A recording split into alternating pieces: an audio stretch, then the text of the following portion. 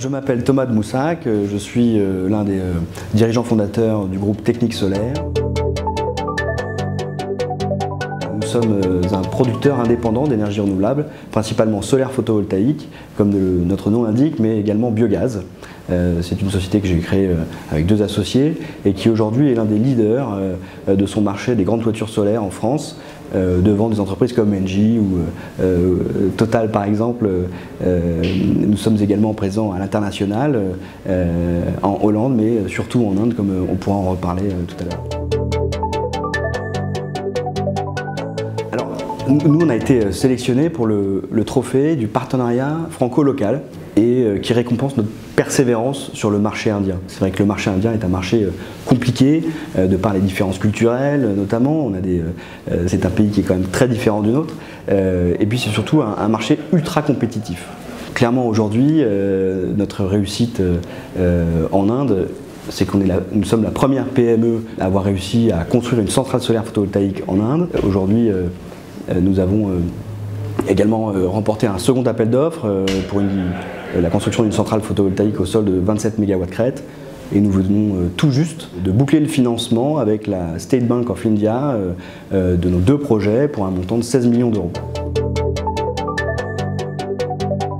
Nos principaux défis, nous vivons une révolution énergétique. Le solaire photovoltaïque a vu ses coûts divisés par 10 en 10 ans. Cela en fait l'une des énergies les plus compétitives dans le monde, devant des centrales à charbon, mais aussi devant le nouveau nucléaire. Dans ce contexte, nous avons une double mission, participer à la transition énergétique en France et dans le monde, mais aussi participer au développement des territoires, puisque la majeure partie de nos projets se font soit avec des collectivités, soit avec des agriculteurs.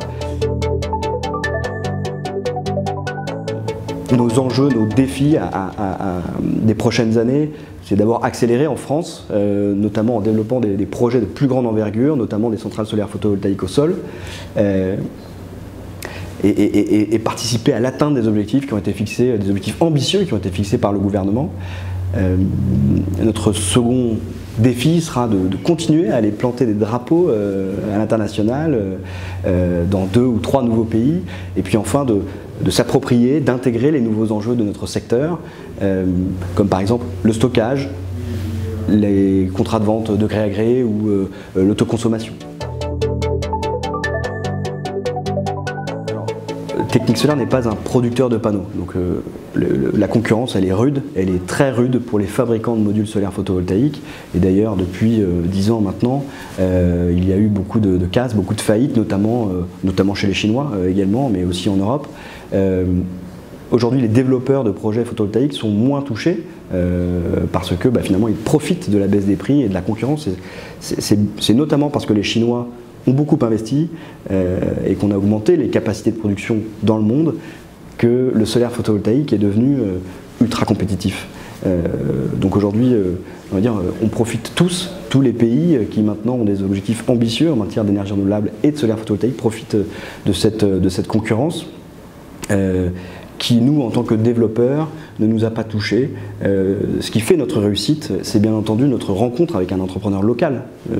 C'est ce qu'il faut retenir aussi de cette interview, c'est qu'on a rencontré un entrepreneur local qui est devenu notre associé. Et c'est un facteur clé de succès de cette implantation en Inde.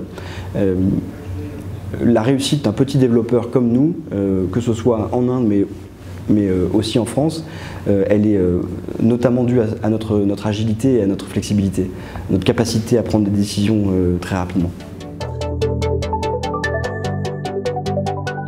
Ils ont toujours été présents pour nous proposer les bons outils, que ce soit en termes d'études de marché, que ce soit en termes de support de communication pour participer finalement au développement de notre notoriété localement dans le pays.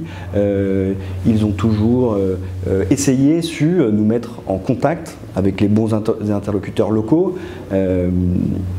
Et pour cela, je tiens à les remercier particulièrement, notamment l'ambassade de France en Inde, mais également Business France ou la chambre de commerce franco-indienne